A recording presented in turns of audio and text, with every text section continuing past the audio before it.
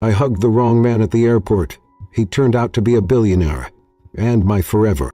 I hugged the wrong man, but the airport was a sea of bodies and noise. Crackling announcements, rolling suitcases, the hum of strangers rushing home. Emily Lane stood on her tiptoes, heart pounding, searching for her brother in the crowd. And then, she saw him. Same dark hair, same broad shoulders, a silhouette that meant safety. Without thinking, she ran, her arms wrapped around him from behind in a desperate, trembling hug. "I missed you," she whispered into his chest. But the chest was wrong, too firm, too still. A second later, she looked up and locked eyes with the wrong man. Not just the wrong man. A man in a perfectly tailored coat, gray eyes like winter storms, and a face she'd seen once on a magazine cover in line at the grocery store. Her breath caught. He said nothing for a moment. Then, "Well," he murmured, lips curving into a slow, amused smile. This is the most intimate hello he'd ever had from a stranger. Emily's voice cracked as she stumbled backward. "Oh my God, I thought you were my brother." He turned and fled into the crowd, cheeks burning. Though she didn't look back. But he did. And the next day he came back. Not for the coffee. Not for the airport. He came to while he could and for her. Emily Lane hadn't seen her brother in 4 months. 4 long months of hospital shifts, school drop-offs, burnt coffee at the cafe, and late-night tears she pretended were just allergies. But today, he was coming home. And if she could just get through the crowd at O'Hare without falling apart, that would be a miracle. She stood near baggage claim, wringing her hands, bouncing on her toes. The airport was packed with families shouting, couples kissing, and flight delays screaming across the speakers. She could barely hear herself think. Then, a silhouette. Tall, black coat, dark hair tousled like it always was, shoulders she'd leaned on 1,000 times as a child. It's him. It has to be him. She didn't hesitate. She pushed past a pair of teenagers dragging duffel bags and ran. Her arms wrapped around him from behind, tight and full of relief, her face pressed against his shoulder. "I missed you," she said, breathless. But oop. The man stiffened, silent, not the usual chuckle. No hand. Emily blinked. A scent clung to his coat. Not her brother's detergent, but something richer. Subtle cologne and expensive wool. Her heart sank. Slowly she looked up. The man she had just embraced was not her brother. He was taller, older, sharper. His jaw was carved in focus, his mouth twitching in confusion and amusement. His eyes were the most unsettling part, gray like thunderclouds, piercing through her like glass. And he was beautiful, dangerously beautiful. Emily took 2 shaky steps back, nearly tripping over her own sneakers. "Oh my God, I thought you were someone else. I thought you were—" She gestured vaguely at the crowd, palms shaking. "I have emotional nearsightedness." He raised a single brow. "Emotional nearsightedness." He nodded, mortified. "When your feelings are louder than logic and you—" Silence. A beat. Then his lips curved. "Is this how you usually greet men in public?" "No. I mean, yes. I mean, no."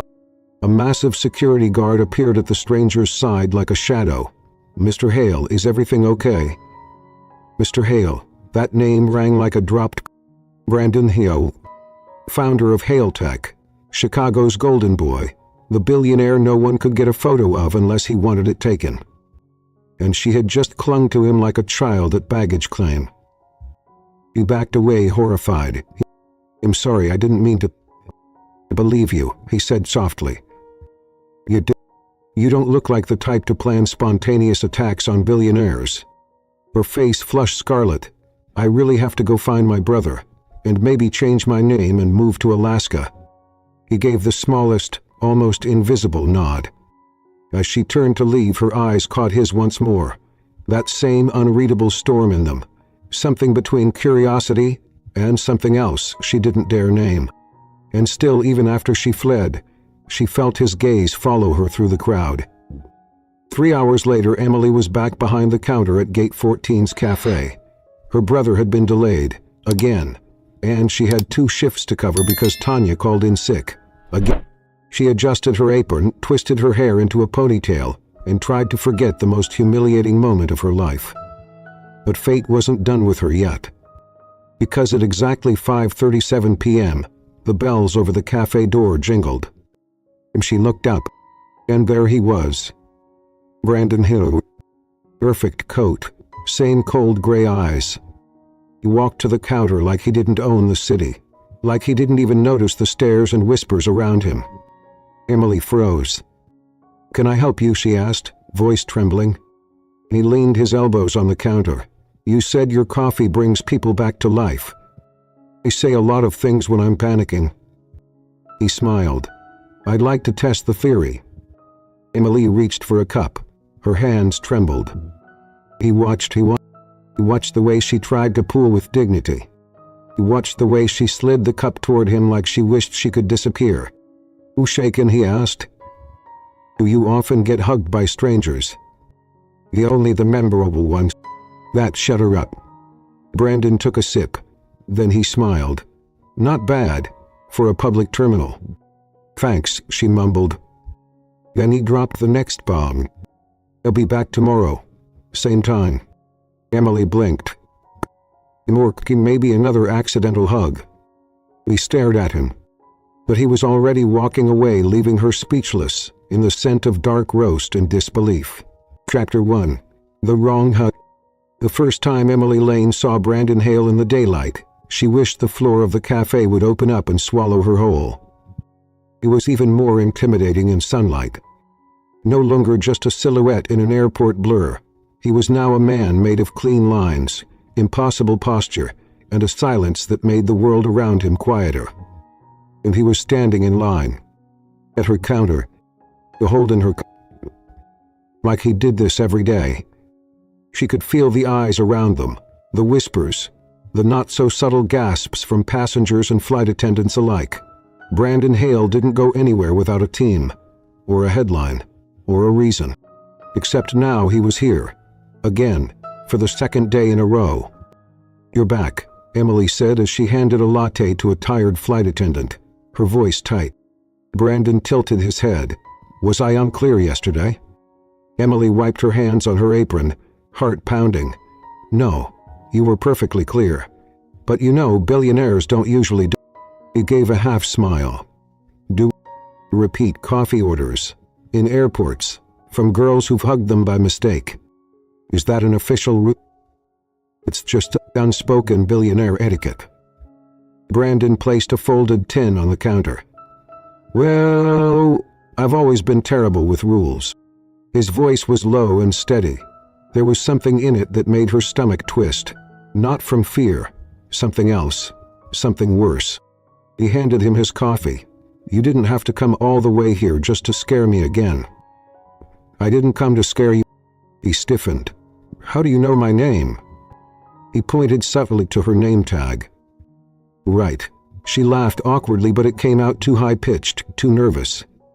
Brandon sipped the coffee, his gaze never leaving hers. "Still the best cup in Terminal 2. "Not sure that's a compliment." "It is. I don't give those easily." Emily bit her lip and looked down at the register. "Well, glad I passed your rigorous billionaire taste test." There was a moment of silence. Then he asked too casually, "Did you find your brother?" She looked up, surprised. "You remembered?" He shrugged. "You hugged me because you thought I was him. That tends to stick." Emily hesitated. "Yeah." He landed 2 hours later. Typical Ryan still thinks texting landed counts as emotional support. Brandon chuckled quietly. The sound surprised her. It was warmer than she expected, less polished. "I'm glad he made it," he said. There was a pause. She should have turned away, picked up another order, something. But she didn't. "Can I ask you something?" she said, almost too softly. Brandon nodded. "You just did." She narrowed her eyes. "You came back yesterday. Today. Why?" He set the coffee down and leaned slightly forward, not enough to cross the line, just enough to lean closer to her space. "Because you're the first person in a long time who didn't recognize me." Emily blinked. "Or," he continued, "maybe you did afterward, But in that moment, you hugged me like a person, not a bank account." He looked at him, searching his expression. He wasn't teasing, he wasn't smug. He was to me, and that did something unexpected to her. He opened his mouth, then closed it again. The next customer stepped forward, and the moment broke. Emily returned to work, flustered. But Brandon lingered by the window, sipping his drink and pretending to check emails. She knew because his phone never lit up. By the end of the week, he had shown up 3 times. By the end of the second week, 5. He always ordered the same thing, always left a 10, never stayed too long, but always watched her carefully, as if she might vanish. It was the 6th visit when he noticed the dark circles under her eyes. "Long night?" he asked as she passed him the coffee. He gave a half smile. "Let's just say my coffee's not the only thing keeping people alive around here." "Brother, okay?" He blinked. "You really don't forget anything, do you? Forget things that matter." He paused. "Oliver's fine. I mean, he's not great. He's 12. He's supposed to be riding bikes and throwing water balloons, not waiting for test results." Brandon set his coffee down. He nodded. "Kidney issues, it's complicated, expensive, but I don't take handouts, so I work." He was silent. Then, quietly, "I wasn't offering charity." "I didn't say you were. You could help."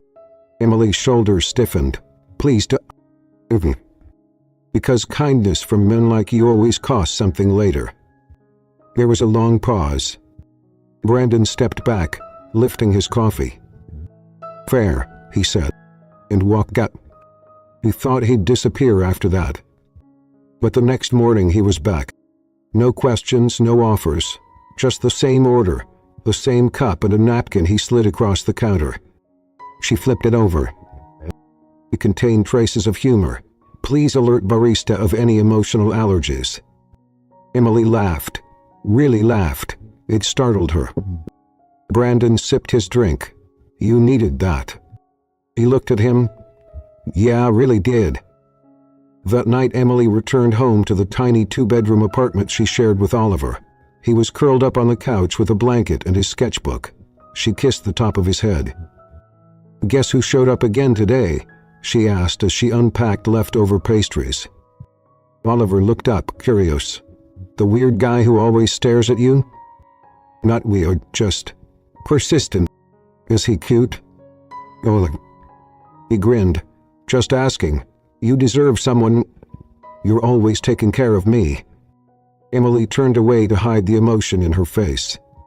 He didn't deserve someone like Brandon Hale. But he kept showing up like she did. Chapter 2. A Coffee with String. Emily Lane didn't believe in coincidences.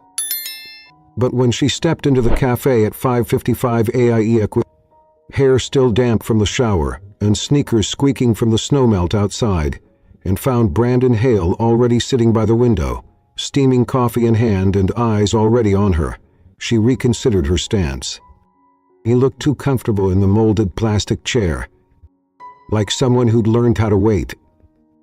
He approached slowly, flipping on the machines and pretending not to see him until he stood. "You're early," she said without looking up. "You're late," he replied. Emily turned. "I'm opening shift, I'm never late." Brandon raised an eyebrow. "Emotionally late then?" She narrowed her eyes. "You've been spending way too much time around me." "Agree," he said smoothly. "You're rubbing off." "Not my fault you're obsessed with overpriced airport coffee." "Not the coffee." He looked right at her. "You?" Emily froze. Then scoffed. "Do you practice lines like that in your sleep?" Brandon didn't blink. "I don't sleep much." There was something in the way he said it that made her stomach drop. Not flirtation, not drama, just truth. And for the first time she wondered what haunted a man with everything. She moved behind the counter. He nodded, sliding the 10 across the counter. She didn't take it. "Put your wallet away today," she said. "This one's on the house." Brandon tilted his head. "What?" "Because I don't want to owe you anything.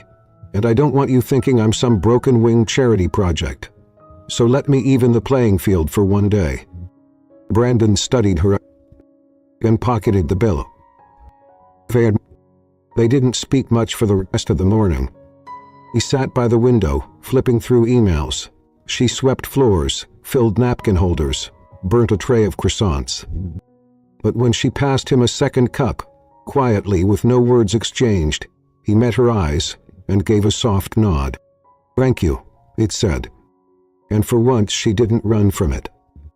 That night, Emily found Oliver asleep in his sketchbook again, the hospital forms fanned across the coffee table like ghosts. The estimate from Northwestern Pediatric Nephrology Team was circled in red. Emily sat beside him staring at the numbers. She didn't cry. She couldn't afford tears anymore. They didn't pay bills. They didn't buy time. He picked up her phone. Then put it down. Then picked it up again. And finally opened her message thread. "Emily, you said you wanted to help. What did you mean?" The three dots appeared almost immediately. "Brandon, meet me outside the cafe tomorrow, after your shift." It was snowing when she stepped outside at 3:06 p.m.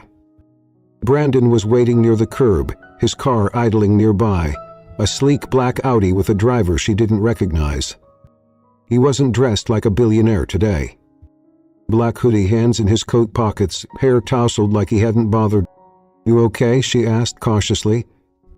He nodded toward the sidewalk. "Walk with me?" He hesitated, then shoved her hands into her coat. The parking lot was mostly empty, echoing with the hum of tires and low-flying planes overhead. "You asked what I meant," Brandon said after a moment. "I meant I want to help. No strings, no headlines, no favors owed." Emily stared at him. "That's not how men like you operate. Maybe I'm tired of being like men like me." He folded her arms against the wind. Brandon stopped walking. "I saw the paperwork yesterday. On the You were watching me. I noticed. The red pen. The circles. The tears you wouldn't let fall." Emily turned to face him, cheeks flushed with cold and fury. "What do you want from me?" Brandon didn't flinch. "Not liar. You always want something." Brandon looked at her for a long time. Vin said, "Then how about a deal?" He blinked. "A deal? 7 days you cook for me. Breakfast, lunch, dinner." Emily gaped. "Cook?" "Yes. You choose the meals. I'll have them delivered to my home or office. Or you can cook there. Your choice. I'll pay you whatever the hospital needs. It's a job." "That's not a job. That's guilt money with oven mitts." "Call it what you want, but I need someone real in my house. I need the silence to break. And you need time." Emily stared at him, snow catching in her lashes. "You want me to play house with a billionaire for 7 days, in exchange for my brother's medical care?" Brandon's voice was quiet. "I want you to be you. In a kitchen, in my space, that's all." Emily laughed once. Bitter. "You know how many things about this are insane?" "Yeah. You know how humiliating it is for me to say yes?" "Yeah. You know what happens if I trust you, and you're not who I think you are." He met her eyes then, and for a moment she swore he looked afraid. "Then I'll prove it," he said. "One day at a time." That night she sat on the bathroom floor while Oliver slept, and stared at her phone. She thought about her pride, about her exhaustion, about how fast childhood disappeared when hospital bills knocked on your door like clockwork. Then she typed one word. Emily. Neil. The next morning she arrived at the address Brandon texted. It was a penthouse downtown, overlooking. He stood in the lobby for 2 full minutes before pressing the intercom. Brandon answered immediately, "Come up." She stepped inside a private elevator and tried not to hyperventilate. When the doors opened, the space took her breath away. Floor-to-ceiling glass, open kitchen with marble counters, bookshelves taller than her apartment, a piano no one played, silence that echoed in the bones. Brandon stood barefoot in the kitchen, holding 2 mugs. "Tea or coffee?" he asked. Emily stepped in. "Do you have anything stronger?" He handed her a mug. "Start with this. Then we'll talk about dinner." She took a sip. The tea was warm, spiced, calm, and for the first time in months, she let herself exhale. Chapter 3. Deal with a Stranger. Emily Lane had seen a lot of kitchens. Half-detaching break-room microwaves, a cafe oven that squealed when it reached 350 dB, the tiny galley kitchen in her apartment where she once cooked spaghetti with a candle during a blackout. But nothing, not even in her late-night Pinterest scrolling, had prepared her for this kitchen. Marble countertops the color of wet clouds, brass fixtures that gleamed like jewelry, a refrigerator so silent she wondered if it breathed in another language. And Brandon Hale, barefoot in a charcoal handy, pouring olive oil into a glass decanter like it was the most ordinary thing in the world. "I keep the knives in that drawer," he said, pointing. Emily stared. "You mean these aren't decorative?" Brandon looked at her, deadpan. "Only half." She exhaled. "Right." He stepped aside and let her explore. She moved cautiously, brushing her fingers over polished appliances she didn't know how to pronounce. It was like cooking in a museum where everything whispered, "Don't mess this up." "You sure about this?" she asked. Brandon leaned on the counter, sipping coffee. "If I wasn't, I wouldn't have let you in." "That's very trusting of you," she said, scanning the pantry. "I could be a terrible cook." "I've eaten one." We could. You looked more terrified of my elevator than interested in theft." "I could poison you." Brandon raised a brow. "Is that part of your meal plan?" He smirked. "Only if you forget to tip." He actually laughed. Low, warm, surprised. Emily turned back to the fridge, cheeks warm. She hadn't made a billionaire laugh before, or anyone really, in a while. She decided on something simple: roasted lemon chicken, garlic mashed potatoes, and green beans she'd dressed in butter and salt like she was coaxing someone back to life. Brandon didn't leave the kitchen. He sat at the bar watching her. Not like a boss watching an employee, like someone watching a campfire on a cold night. She moved around his space with growing ease, sleeves rolled, hair falling loose from its tie, humming softly to herself. "Do you always hum when you cook?" he asked. "Only when I'm pretending I'm in a better mood than I am." "And today?" He shrugged. That's better than yesterday." He wasn't wrong. The food filled the space with warmth. Garlic, lemon, heat. Brandon set 2 plates on the island without asking if she'd join him. They ate in a quiet rhythm, forks clinking lightly, city lights flickering beyond the glass. Chicago looked soft from this high up, less like a place that had broken her, and more like a place full of second chances. "You really can cook," Brandon said after the second bite. Emily rolled her eyes. Flattery from a man who lives on catered sushi. He looked at her thoughtfully. "That's not what I live on." "No. Mostly coffee, emails, and guilt." He stopped mid-chew. "That's..." Brandon took a sip of water. "You ask for no lies. You didn't realize you'd comply. You're trying something new." Emily stared at him. He wasn't flirting. He wasn't even trying. He was just being there. It unsettled her. After dinner, she stood at the sink, sleeves damp, scrubbing plates that probably cost more than her monthly rent. "You don't have to do that," Brandon said, leaning in the doorway. "I'm not used to being served and leaving the mess. I have people for that." He said softly. He went quiet. He turned off the water, drying her hands on a towel far too soft for utility. When she turned, Brandon was still watching her, still that same unreadable expression. "I meant it," he said quietly. "I meant what? This deal. It's not about pity or debt or charity. And what is it about?" Brandon took a step forward. "It's about you being the first person who walked into my life not wanting anything from me." Emily swallowed. "That's not true. I wanted coffee. And an apology. You didn't want my name or a headline or a check." "Well, now you've got me cooking in your penthouse," she murmured. "Kind of a plot twist." He smiled, slow and sad. "Maybe I wanted to see what real feels like again." He left before the hour got late, bundled back into her coat. box of leftovers in hand. He walked her to the elevator but didn't hover. "Takes me when you're home," he said, voice quiet. "Is that part of the job?" "No," he said. "That's part of being someone I'd like to see tomorrow." Emily stepped into the elevator before she could respond. But her heart responded anyway. That night, Oliver looked up from his sketchbook as she set down the food. "Where were you?" he asked. "Feeding a ghost," she replied, only half joking. He blinked. He smiled, kissed the top of his head. "Not yet, but I think he's learning how." Chapter 4. The Kitchen and the Glass Walls. It was raining the next night when Emily returned to the penthouse. Not the kind of rain that screamed danger, just a soft, steady downpour that blurred the skyline and turned the city into a watercolor painting. She stood in front of the glass door for a moment longer than usual, watching her reflection flicker against the rain-lit glass. Her breath fogged faintly. Then she pressed the buzzer. Brandon answered instantly. "Come in."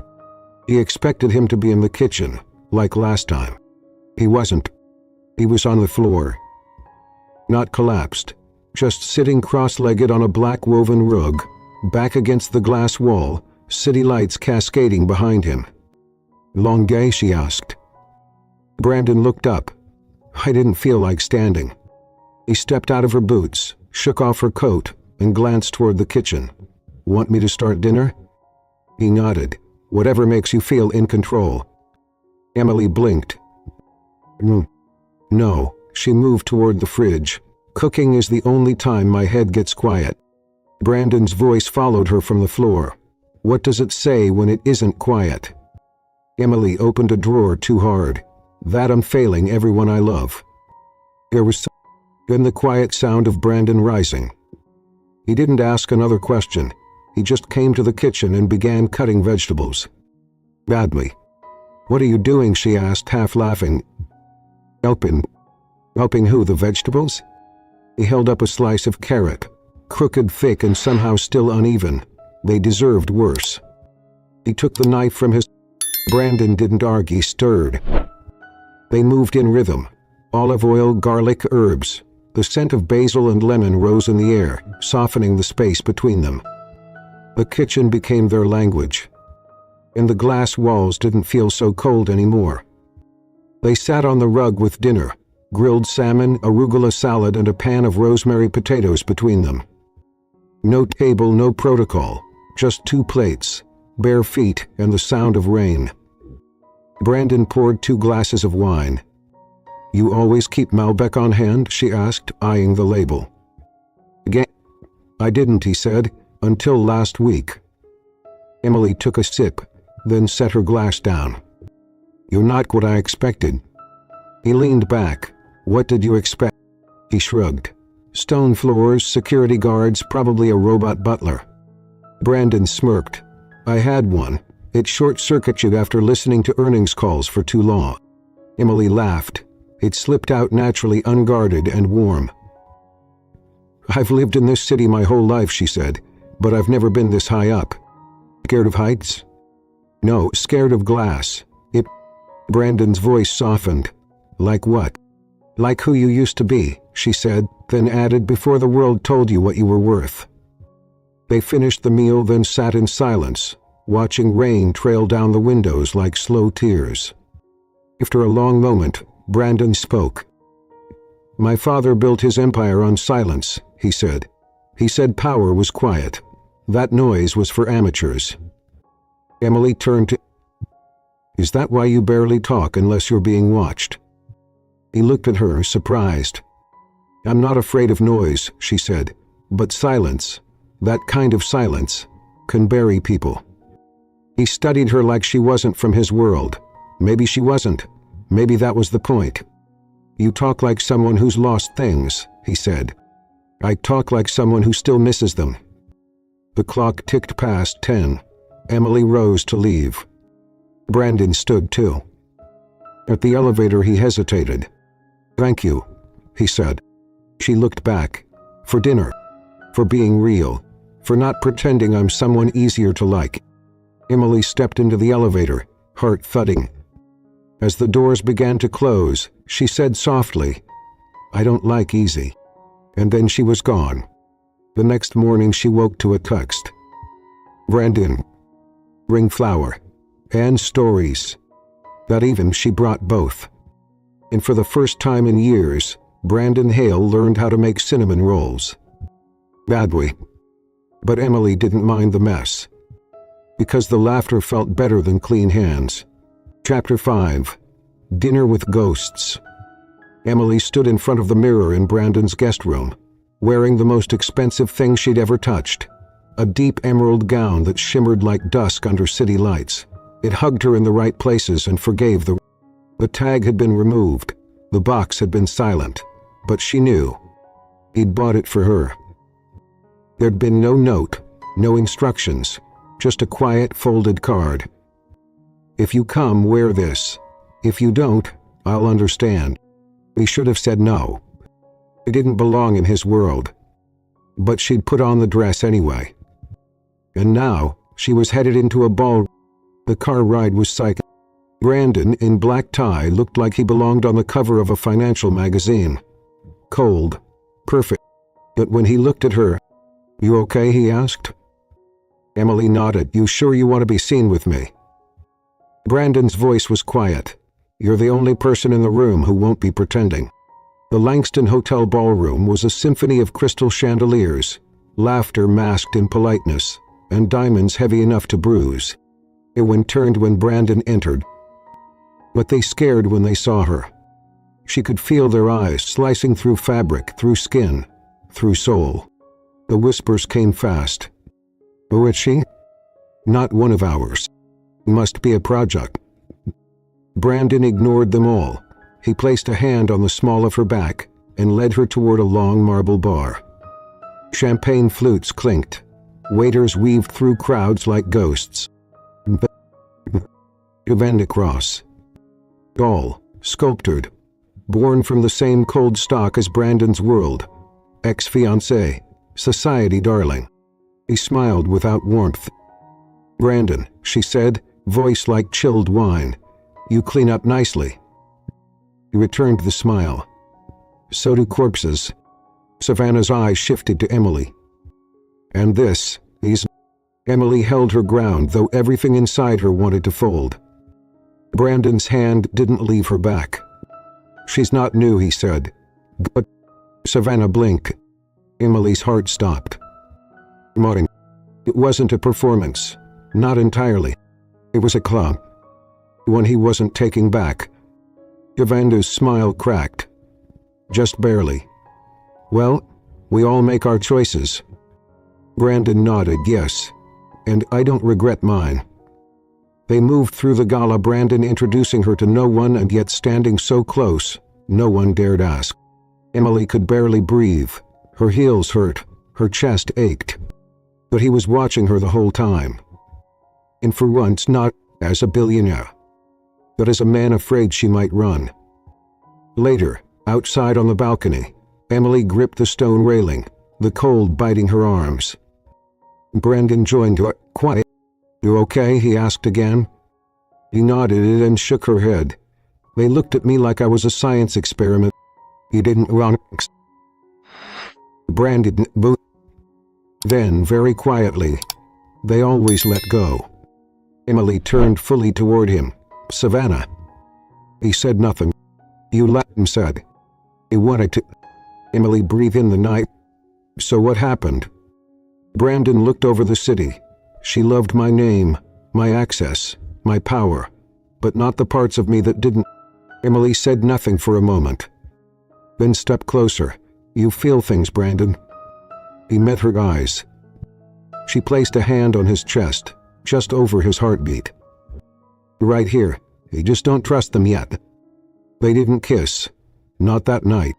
But when they walked back through the ballroom, he took her hand and didn't let go.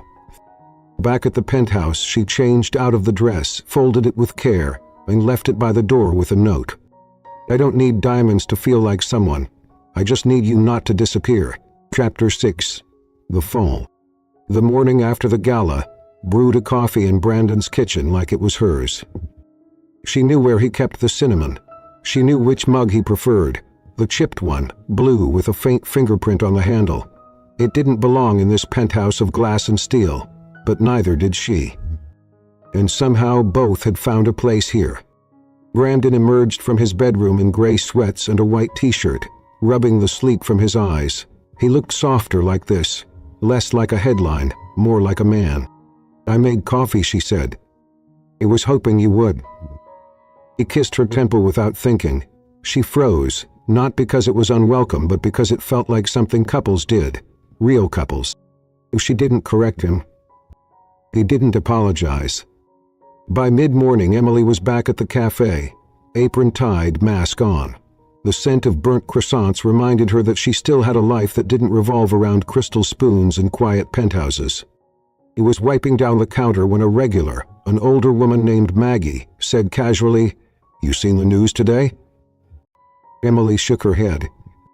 Maggie turned her phone around. "They were talking about your boyfriend." Emily frowned and leaned closer. Break-in Carter Holdings' quiet takeover of Family Eid restaurants raises eyebrows. Her eyes froze on the photo. The address, the year, the headline. Carter Holdings, the shell company Brandon used for private acquisition. The name of the company that had bought out her family's restaurant, the one her parents built from nothing, the one that closed the summer after her mother died, the one that shattered the only thing they had left. She was outside before she realized she'd walked out. The Chicago air bit her skin. Her phone shook in her hands. He called me. He answered on the first ring. "Emily, were you going to tell me?" Her voice cracked. There was silence. "You knew," she said. "You knew what your company did." I didn't," he said. "Not until recently." "You didn't think to tell me that the man I'd been cooking for, kissing, trusting, destroyed my family?" Emily sang it. "Say it was you. It would make the decision. But you benefited from it, you still do. The restaurant was our life, Brandon." Do you? He could hear his breath, could almost see his face, but it wasn't enough anymore. "You should have told me. I wanted to. I didn't know how." Emily blinked away tears. "You always know how." She hung up and turned out for full. That night, she didn't sleep at the penthouse. In Coles, he didn't tell Oliver why her hands trembled when she stirred the soup. 3 days passed. Brandon didn't come to the cafe. He told herself that was good. Yet it was over. It was just a chapter, a beautiful, tragic interruption. Then the hospital called. Oliver had collapsed at school. Emily ran through the ER like the floor was fire. They said it was a complication. They said it wasn't expected. They said she needed to prepare. She sat by his bed as the machines beeped and the walls closed in. Her fingers clutched his. "I'm sorry," she whispered. "I should have known. I should have seen it coming." He stirred. "I'm here. You're crying." She laughed through her tears. Then the door opened. Brandon stepped in. In a coat still damp from rain, eyes bloodshot. He didn't say a word, just looked at her, and Oliver, and something inside him shattered. "I didn't come here to fix anything," he said. "I came because I need to help, because I should have helped earlier." Emily didn't answer. He pulled a folded envelope from his coat. "This covers everything. The surgery, the aftercare, the recovery. I can't take that from you." "You're not," he said. "You're taking it from someone who wishes he could undo what his silence cost." Emily took the envelope, held it like it was fire, and said nothing. Oliver's surgery was scheduled the next morning. Emily stayed in the waiting room. So did Brandon. Neither spoke. But when the doctor finally emerged and said, "He's okay," he fell into Brandon's arms and didn't let go. That night in the hallway outside Oliver's room, she turned to Brandon. "I still don't forgive you." He nodded. "I'm not asking you to, but I still feel something." He stepped closer.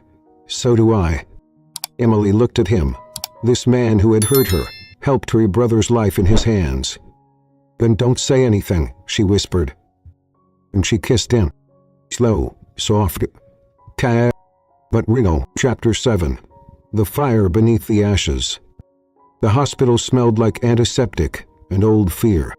But for the first time in days, Emily Lane breathed without bracing herself. Oliver Quijin. His eyes were clearer. His skin had color.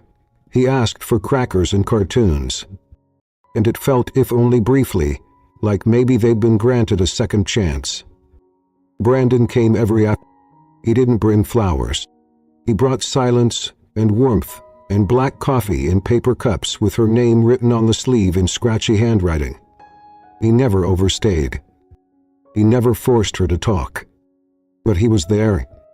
One afternoon, as Emily returned from the cafeteria with pudding cups and paper napkins, she found Brandon sitting beside Oliver's bed, quietly sketching something on the back of a hospital pamphlet. Emily raised an eyebrow.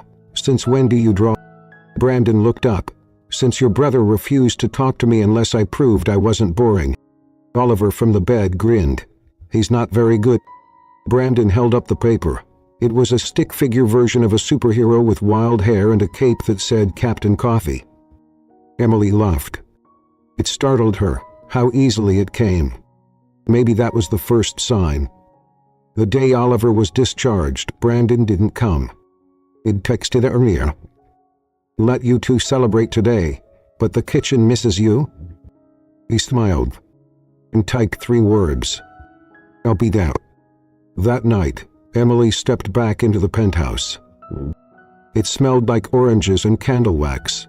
Clay and Brandon was in the kitchen, barefoot again, sleeves rolled. A line of ingredients stretched across the counter. "Your request," he said. He blinked. "My what?" From Lasimiensky said. "The cinnamon apple galette you said your mom used to make." Emily went still. "You remembered. I always remember the important thing." He walked toward the counter. "Did you prep this yourself?" "I tried." He picked up a knife. "You sliced the apples like they were under attack." He grinned. "They deserved it." They cooked side by side. No playlist. No inscription. Just hands brushing near the flour. Her laughter when he accidentally added salt instead of sugar.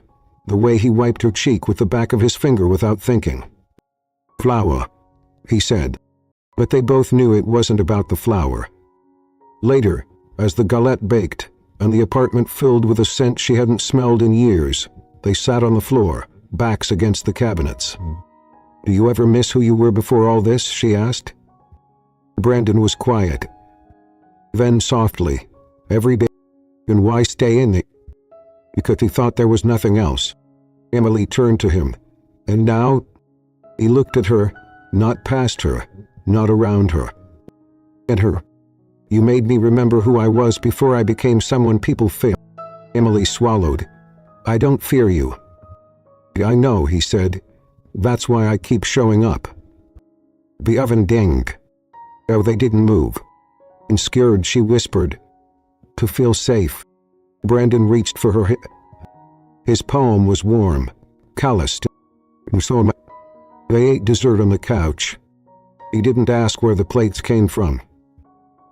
Gutriha couldn't mention the dress still folded in the guest room. But when she leaned her head on his shoulder, he rested his cheek against her hair, like it was the most natural thing in the world. That night, she didn't go home. We stayed. Not because she had to, but because she wanted to. And for the first time in her life, it didn't feel like surrender. It felt like choosing to stay near the fire. Trappada ate the kitchen window. Emily awoke to the scent of coffee and the hush of snow. He blinked against the light, sat up slowly, and listened.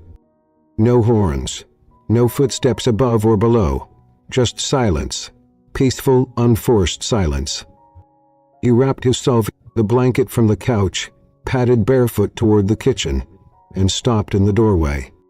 Brandon stood at the stove, back to her, shirt half tucked, hair still damp. One hand stirred something gently in a saucepan. In front of him, the tall kitchen window framed the city like a painting. Rooftops blanketed in snow, soft flurries falling like confetti. He didn't know she was there. He was humming. He leaned against the doorway and just watched. It wasn't the food that mattered, or the view. It was him, unguarded, at ease, not performing for the world. It made her chest ache a little. "In a good way, you hum," she said softly.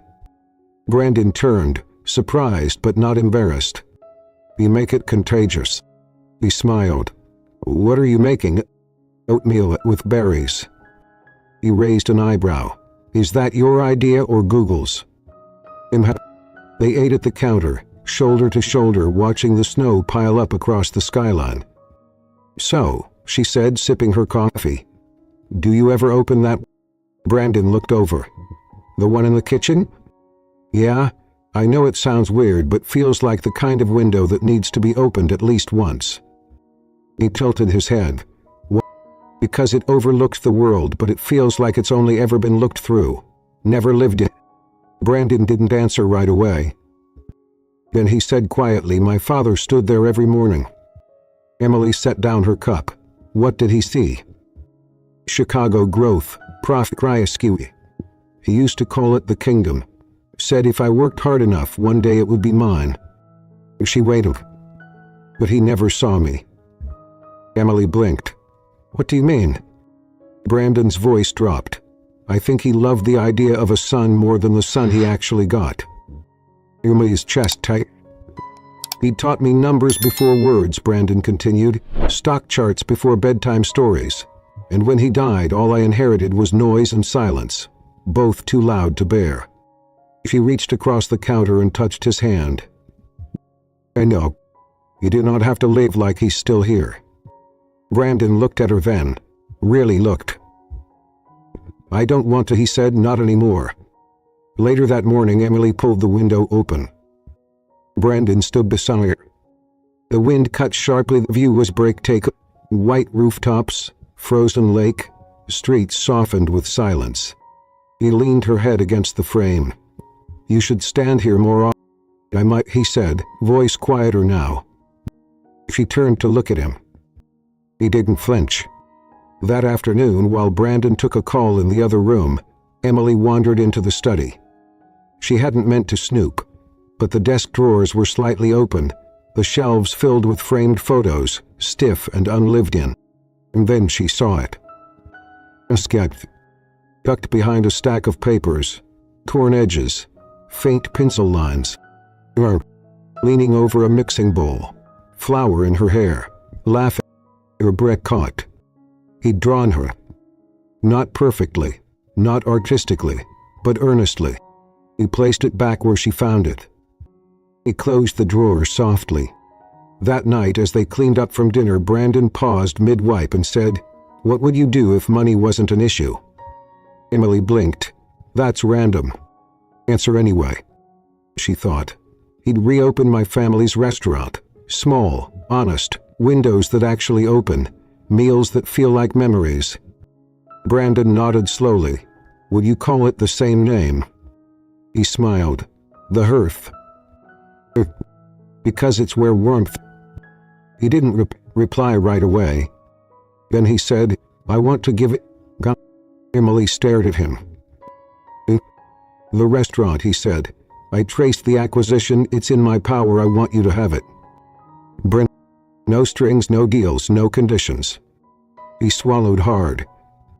"That place was where I learned to tie my apron, where my dad taught me how to read a clock by the oven tamer. It's not just a building."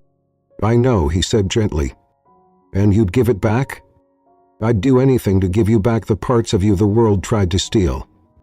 He looked at him for a long time, then stepped forward, placed a hand on his chest. "I don't need a savior," she whispered. "I know. I just want someone who sees me." Brandon cupped her face with both hands and said the words that mattered more than any promise. "Thank you." Then he kissed her, and the window behind them fogged with breath and something more, a life waiting to begin. Chapter 9. The Deep. The keys jingled in her hand, small and ordinary, like they hadn't once locked away her family's life. Emily stood outside the old building, now empty and quiet, with Brandon beside her in a black coat, snow flecking his shoulders. He didn't say anything, just waited, the way he always did when something mattered more than words. He pushed open the door. The scent hit her first, dust and something like forgotten cinnamon, the faintest ghost of Sunday dinners and late-night prep shifts. He walked inside slowly. The floorboards creaked. The chalkboard menu was still there, faint traces of family school. Her shoes echoed in the space. She stood in the middle of the room, turned a slow circle, and let the weight of the past settle in. Did he cry? Oh, she did. He tremble. She breathed. I don't know what to say, she whispered. Brandon stepped in behind her, silent as snowfall. You don't have to say anything. He pulled a folded envelope from his coat. A deed. He placed it gently on the counter her father once polished by hand. This is yours. All of it. Emily stared at the paper. You know, she said, voice soft. I thought I wanted this back for revenge. Brandon didn't speak. But now I realize I want it back so I can build again. Not undo, just begin. He stepped closer. Then let's do it. She turned to him, eyes full but unbroken. No. Let me. Brandon paused, then smiled, proud and reverent. Of course, he said. They spent the afternoon in the space, clearing corners, lifting chairs, mapping mirror. He watched her move with purpose, like someone returning to herself. But when she uncovered an old photograph, pinned behind the bar, a faded Polaroid of her, age 11, holding a tray with 3 crooked milkshakes, he didn't. He just said, and Emily smiled so wide it hurt. That night, back at the penthouse, she found the living room empty but warm. A small table had been set, 2 plates, 1 flickering candle, and the envelope, still unopened. She sat down and unfolded it. Your father, Nate. Brandon's cigarette beneath the words, full transfer of ownership, and 1 line in his handwriting below. You don't owe me anything, but I'll always be proud of everything you become. Emily closed the envelope and pressed it to her chest. Not because of what it gave her, but because of what it let her give herself. Later, as Brandon walked her to the elevator, she paused with her hand on the railing. I still don't know how to be someone with her own future.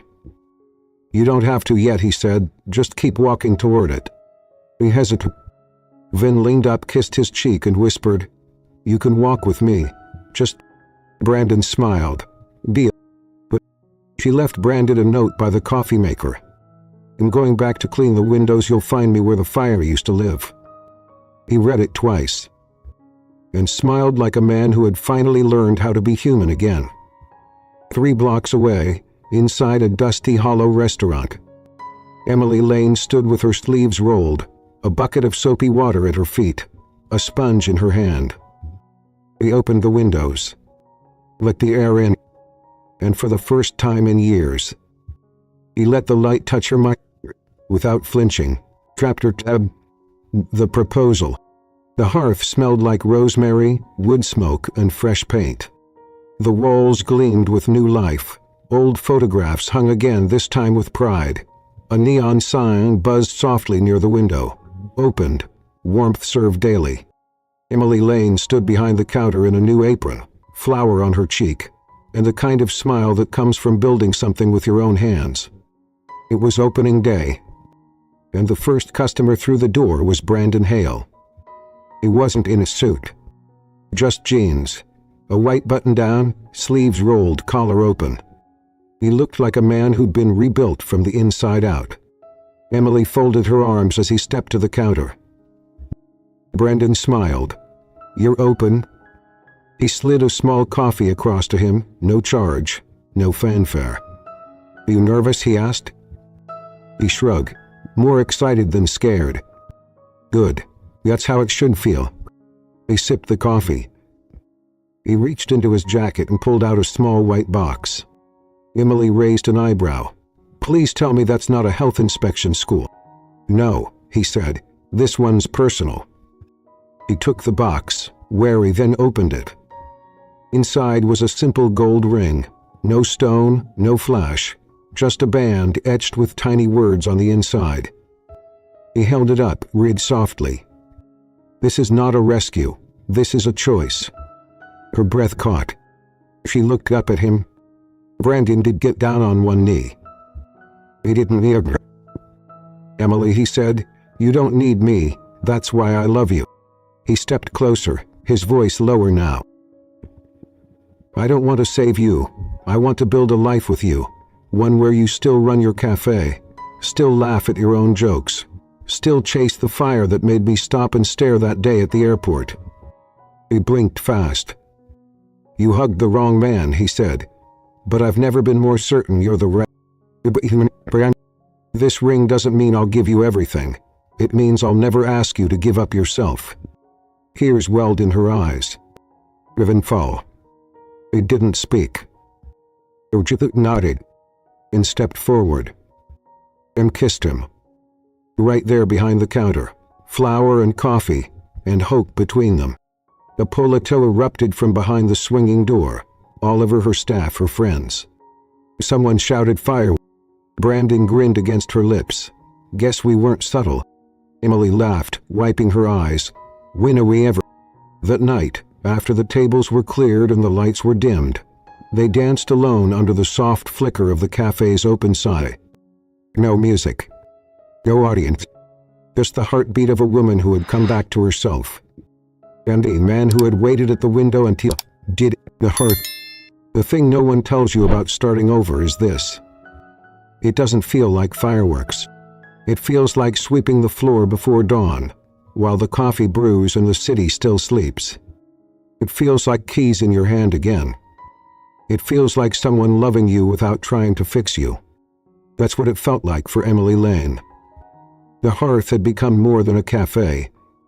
It was where her brother Oliver now doodled superhero napkin sketches for kids who came in for cookies. It was where strangers lingered a little longer, warmed by the smell of cinnamon and the... It was where Brandon sometimes washed dishes without being asked, rolled his sleeves up without complaint, and smiled like a man who had finally come home to something softer than silence. And they didn't rush the wedding. There was no grand announcement. Just a quiet morning, in the same kitchen where it all began, where Brandon had once burned scrambled eggs, and Emily had laughed so hard she cried. But one Sunday after the lunch rush, they stood at the window together, Brandon's arms around her, her head on his shoulder, and she whispered, "I used to think love meant being rescued." "Mayor," he asked. "Now I know it means being remembered." He kissed her hair. And they stood like that for a long time, watching the world go by. Together. You didn't have to fall in love with a billionaire, but maybe you deserve someone who sees your scars and doesn't flinch. Someone who maids your strength and your softness with equal respect.